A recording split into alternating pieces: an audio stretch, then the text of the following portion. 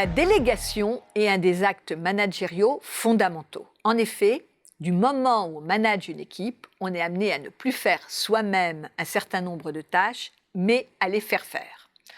Or, la délégation ne va pas de soi et elle peut se révéler être le meilleur comme le pire du management. Examinons la situation. Tout d'abord, quels sont les enjeux de la délégation? On peut en identifier 4. 1.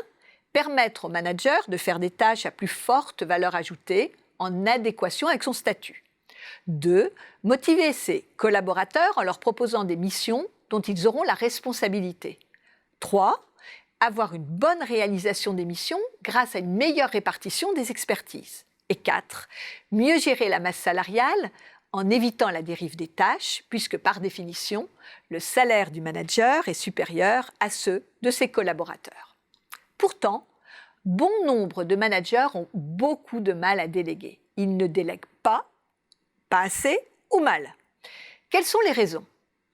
La première est la peur de perdre le contrôle. S'ils délèguent, ces managers ont besoin de tout vérifier de façon pointilleuse, ce qui leur prend autant de temps que de faire eux-mêmes. Argument qu'ils utilisent alors souvent. Cela va être plus rapide si je le fais moi-même.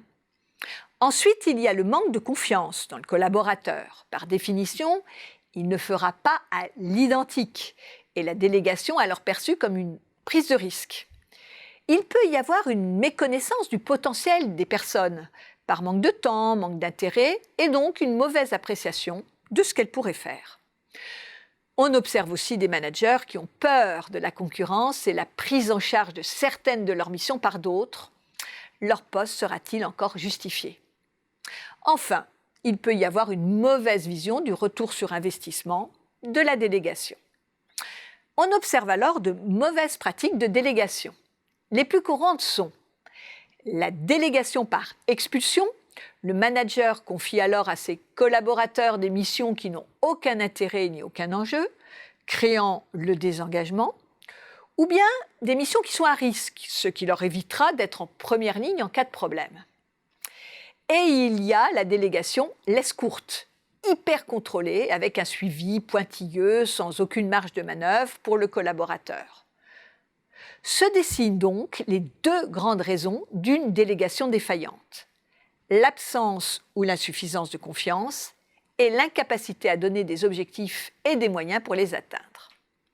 La bonne méthode pour bien déléguer est alors le frame and trust, ou cadre et confiance.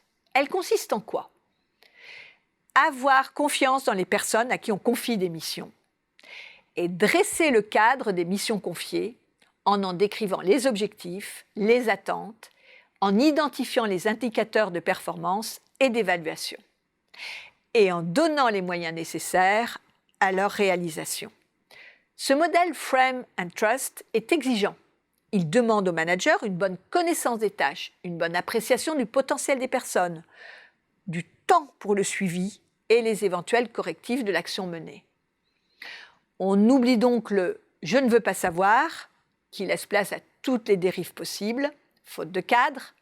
À l'opposé, on élimine l'interventionnisme systématique qui contraint les collaborateurs, faute de confiance.